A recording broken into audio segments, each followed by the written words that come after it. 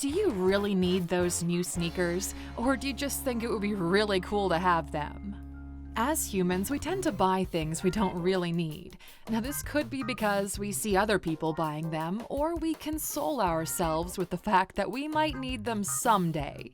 Well, it's an all too familiar tale. We sometimes don't even use these items and we end up giving them away for free. Today, we'll be looking at 15 things you waste your money on and also how you can develop better spending habits in the future. Sound like fun? All right, let's get to it. Welcome to Alux. Number 1. Cable TV. Okay, I know what you're thinking. Who still pays for cable TV? Now, while this might sound like an outdated thing, there are still millions of people who pay for cable TV. But you know what's even more wasteful about this? The fact they don't even watch that cable TV.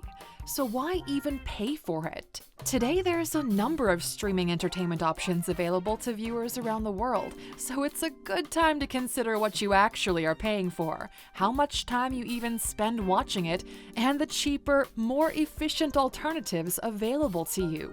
Netflix, Showtime, Roku, Amazon Prime, and others offer viewers a cheaper monthly plan, and they've also got better and newer shows.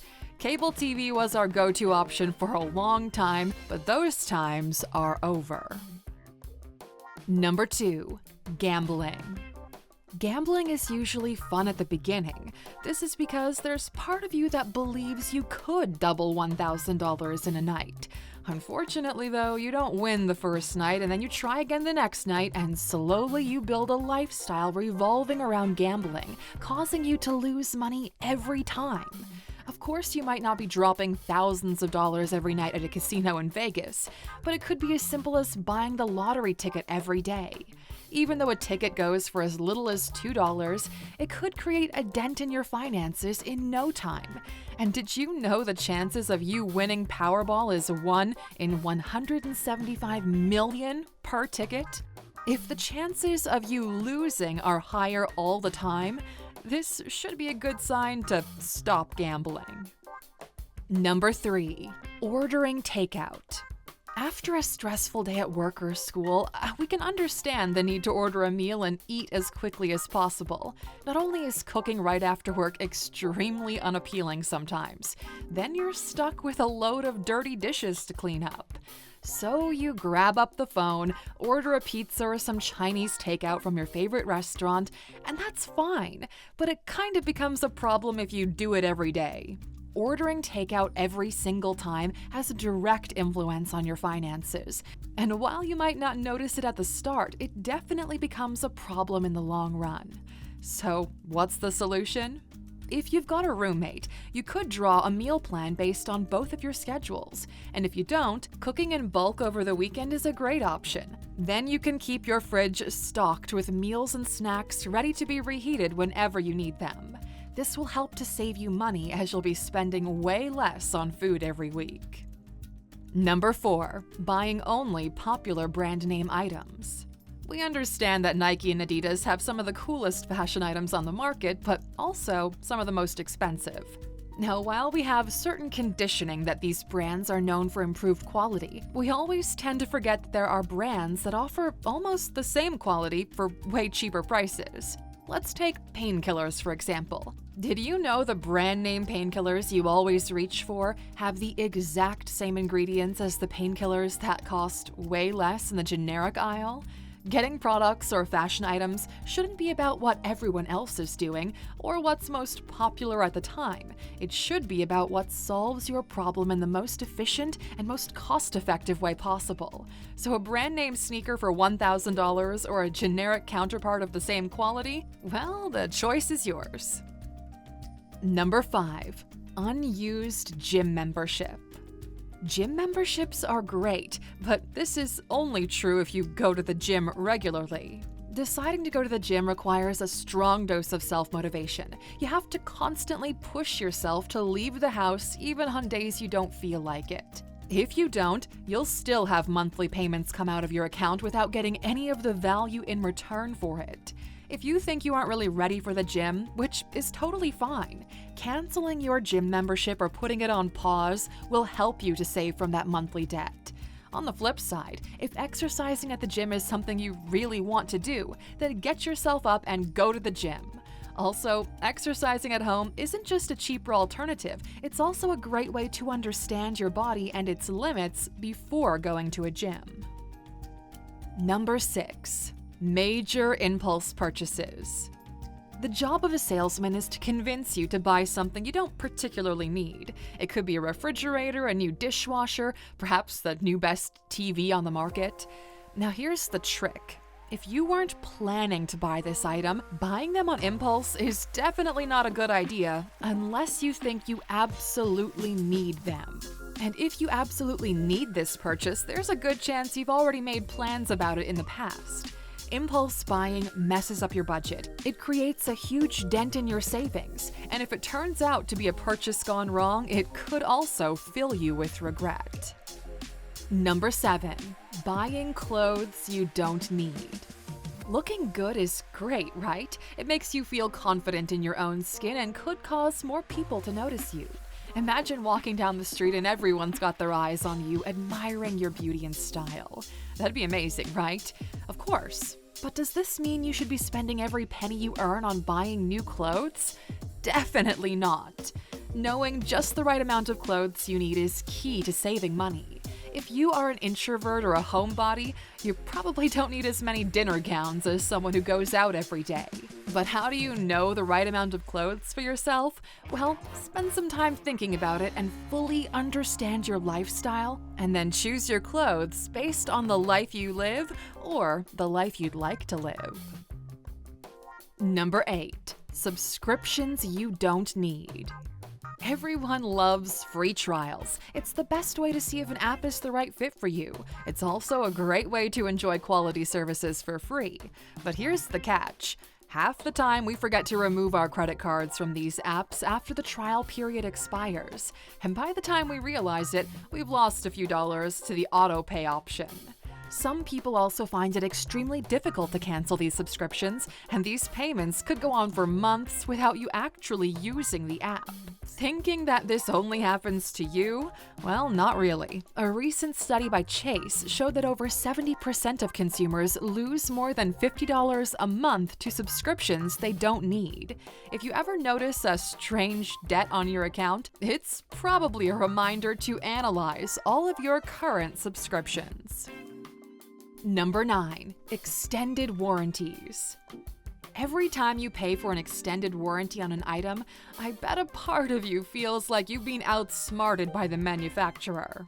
And to a very large extent, this could be true. This is because you wouldn't have to pay for repairs in the event of damage. That is, as long as it's within the scope of your warranty. But what the manufacturers don't tell you is this.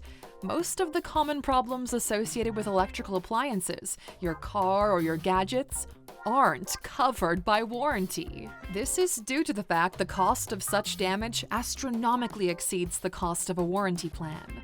Also, did you know that a number of credit cards already include extended warranty coverage for a few purchases? So you might just be paying for an extension of what you already have. Rather than going down the path of paying for an extended warranty, there's a much safer option.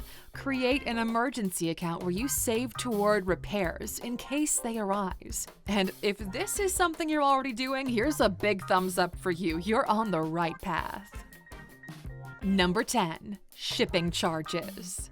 There's absolutely nothing wrong with buying cool stuff online. I mean, we all do it, so who am I to judge? But it turns into a problem when you order items online, pay extra just so they can be shipped to you overnight. Unless you absolutely need it that quickly, paying extra is not the way to go. Also, if you need to buy several items from the same e-commerce store, buying them all at once will usually give you a discount on shipping charges. We understand the excitement of having all your new gadgets delivered to you as soon as possible, but hey, just wait a few days. It's eventually gonna get to you. Just chill out and save a bit of money. Number 11. Coffee. Did you hear that right? Of course you did. An average cup of coffee, it goes for around $4 at your favorite coffee shop, or more. Now, if you take 1 cup of coffee every day of the week, at the end of the year you would have spent over $1,460 on coffee alone. Now throw in a sandwich or a cookie here and there and you're spending way more in 1 year. If you're finding it hard to save as little as $5 every day, it really could be because of your coffee habit. And rather than spend a few minutes and dollars at the coffee shop every morning, you could start to make your coffee at home. Number 12. Bottled water. Drinking water is healthy, so I understand why most people are opting for bottled water. But 1 bottled water costs around $1.50, and if a person consumes 167 bottles of water each year, that's around a yearly cost of $250 for water. That sounds like a lot to pay for water each year, doesn't it?